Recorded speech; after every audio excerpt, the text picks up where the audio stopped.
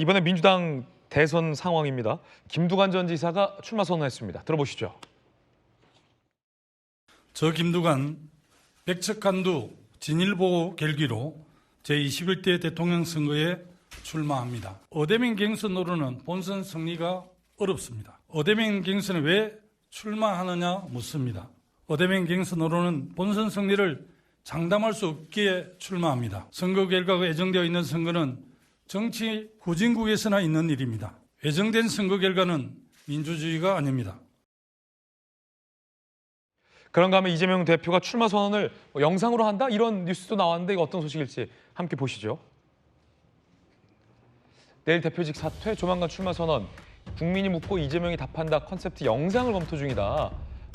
그렇군요. 5만 프레임을 경계하고 소통, 통합 등을 강조한다라는 내용의 영상이 담길 것이라고 합니다. 그런가 하면 이제 이 대표가 대선 출마를 위해선 반드시 이제 넘어야만 하는 몇 가지 사법 리스크들도 있습니다. 선거법 관련해서 2심에서 무죄를 선고받았다고 하지만 공직선거법 633 원칙이 있기 때문에 과연 이 대법 3심 선고 결과가 나오느냐 안 나오느냐라는 것부터가 하나의 변수일 수 있는데, 자, 그 가운데 대장동 민간업자들의 비리 의혹 재판에서 이 증인으로 채택돼 소환된 이재명 대표가 5차례 불출석을 하자 법원은 이제 과태료를 2차례 매겨왔습니다. 그런데 법원이 헌재 대통령 파면 선고 이후에 꼬리를 내렸다, 이런 비판적인 언론 보도가 나옵니다. 어떻게 법원이 스탠스를 소위 바꿨는지 함께 보시죠.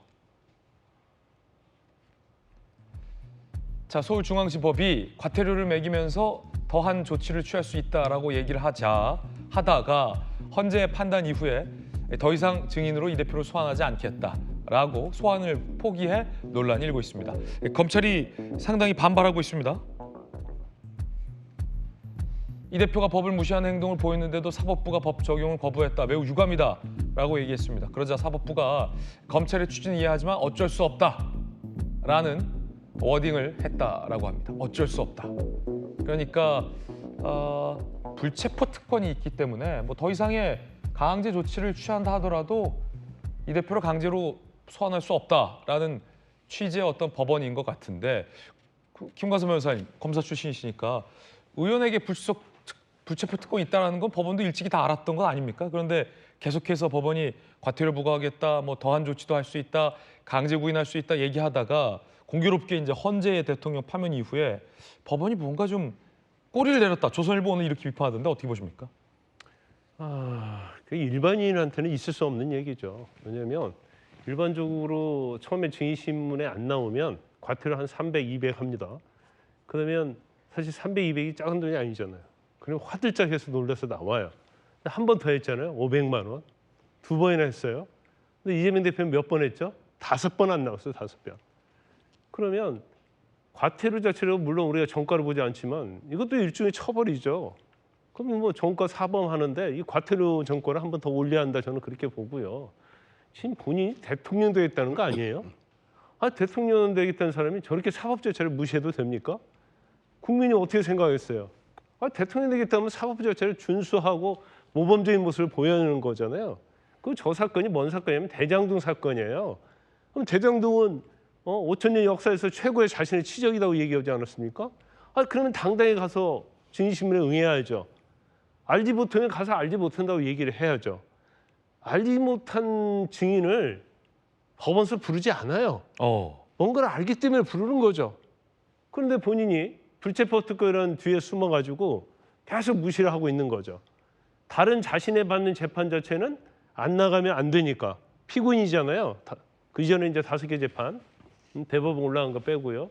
거기는 가면서 증인 재판은 나가지 않는다. 이게 사실 대통령 나가겠다는 사람들 할 행위가 아닌 거죠.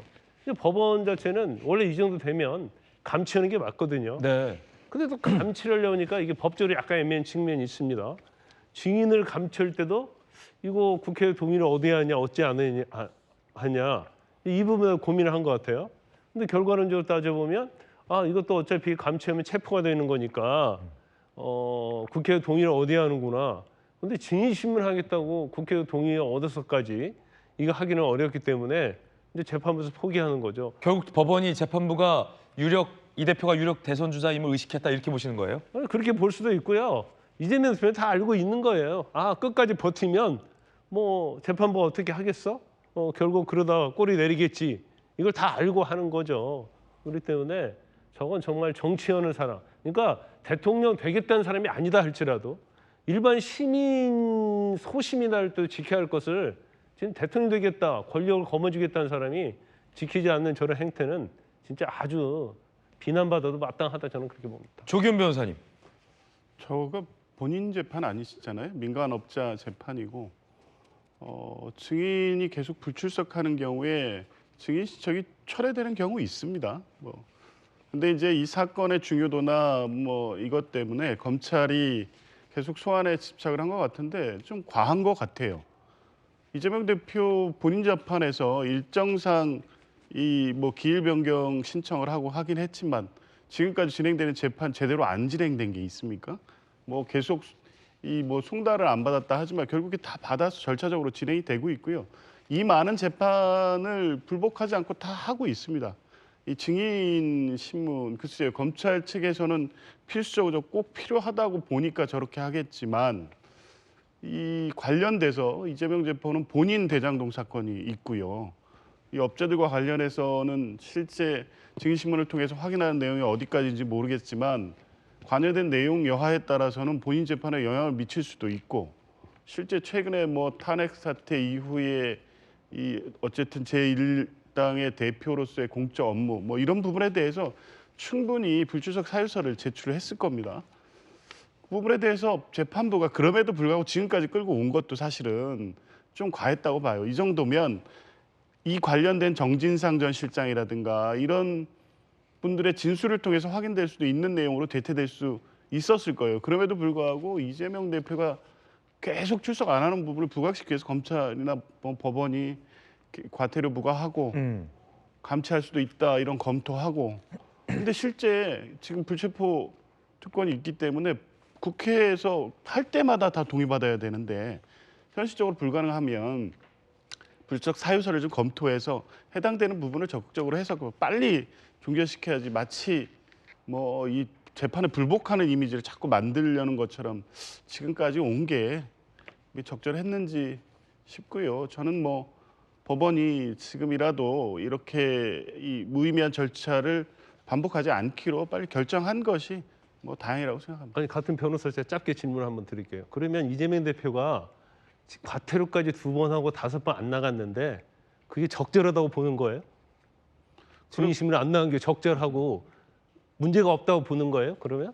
그럴 만한 사유가 있다고 봤고 그럼 법원이 잘못한다고 보는 거예요? 그걸? 법원은 절차대로 진행을 한 거죠. 아니 잘못한 게 없잖아요. 아니 증인 소환했으면 나가서 증인에 대해서 증거를 하면 되지. 왜 이걸 피하냐 이 말이에요. 제가 잠깐 말씀. 그건 당연히 지금 필요가 없으면 부르지 않아요. 부동의를 했든지 불가피하니까 재판부에서 만약에 이재명 대표의 어떤 증언자가 필요 없다고 하면 아 이거 철회하시죠 끝날 거예요. 근데 그렇지 않거든요. 대장동 사건에서 굉장히 중요한 증인이다 보니까 계속 부르는데 그걸 회피하는 것은 잘못된 건 잘못됐다고 말하는 게 맞죠. 변호사님들끼리 답이 안 나올 때는 이제 만주 변호사가 나서서 그 해결책을 말씀을 드리는데요. 만주 2분 계세요? 이게 잘잘못을 따질 문제는 아니에요. 물론 우리 사회가 정한 규칙을 다 지켜야 된다라는 것은 맞지만 이 재판이라고 하는 것은 특정인에게 많은 손해가 갈 수 있는 거 아니겠습니까? 그리고 현재 관련된 재판을 이재명 대표가 직접 받고 있는 사안이기도 하고 그래서 이 증인으로 나가는 것이 본인에게 유리할지 불리할지에 대해서 본인도 판단할 것이고 또 변호사 분들도 판단할 것이에요. 그래서 법이 정해놓은 범위 내에서 나의 방어권을 행사한다라는 것을 옳고 그름 잘잘못으로 따질 수는 없다라고 생각합니다. 그래서 그러한 방어권을 행사하는 것 이것이 매우 위법하다라고 한다라고 하면 그거는 뭐 비판받아 마땅하지만 과태료 처분에 대해서도 이의신청을 제도적으로 했어요. 절차적으로. 그리고 그러하기 때문에 법원에서도 더 이상 강제할 수 있는 방법이 없다라고 한 것이고요. 이 과정에서 재판을 받고 있는 이재명 대표 입장에서는 본인이 이 증인으로 나가는 것 자체가 불편하다라고 하면 본인에게 주어진 그런 여러 가지 권한 혹은 법 제도 내에서 방어할 수 있다라고 봐요. 그것이 민주주의고 그것이 법치주의입니다. 이것을 잘잘못으로 재단하는 것은 지나치게 흑백 논리 아닌가 싶습니다. 네.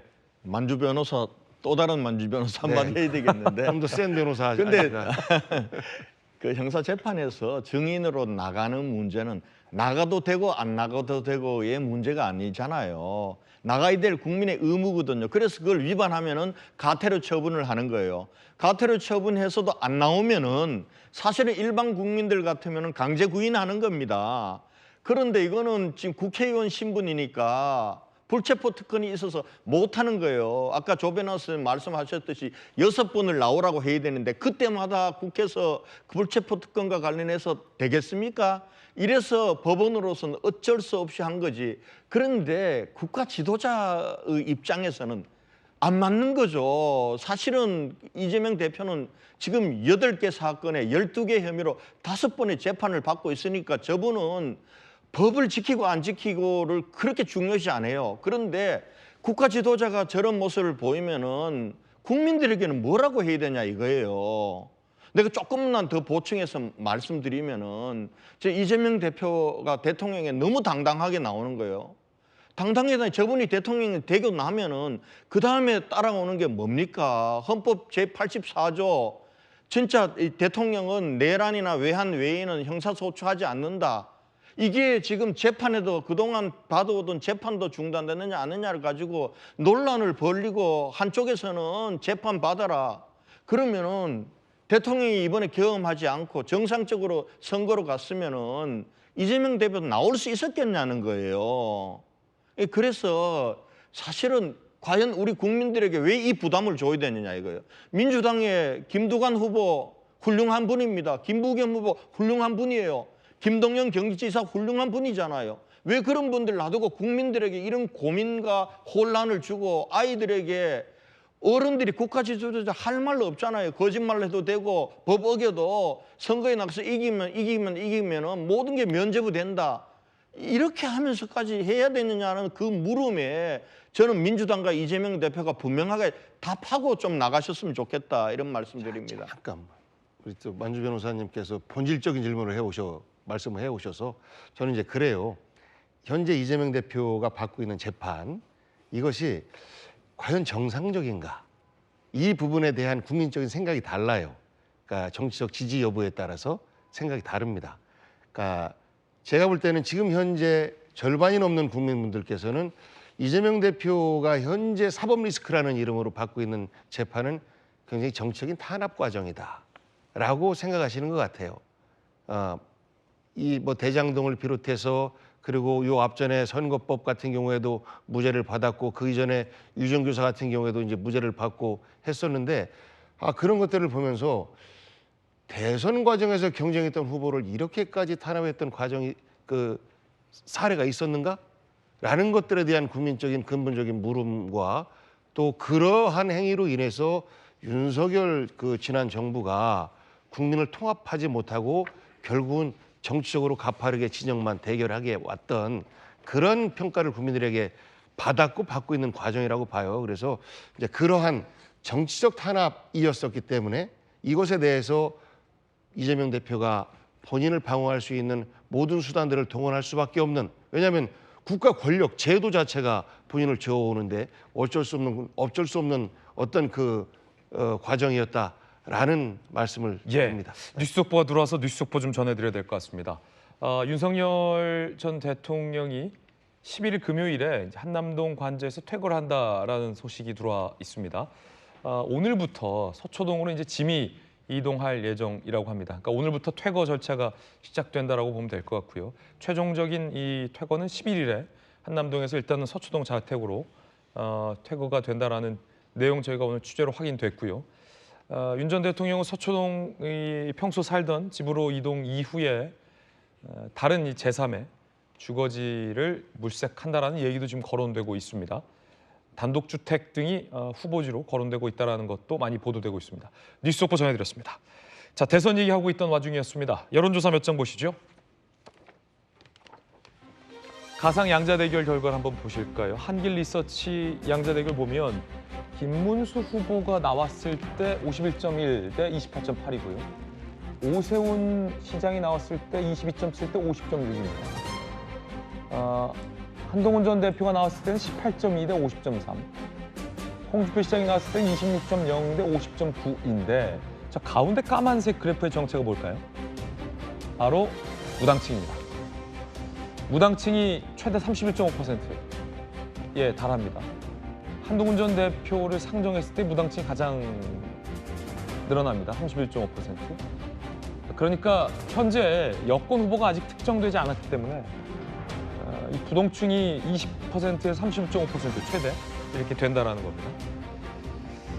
자, 인물 호감도 한번 볼까요? 이재명 대표가 33% 호감도 보였고요. 김문수 12, 홍준표 8, 한동훈 6, 오세훈 시장 5%입니다. 비호감도 조사를 한번 볼까요?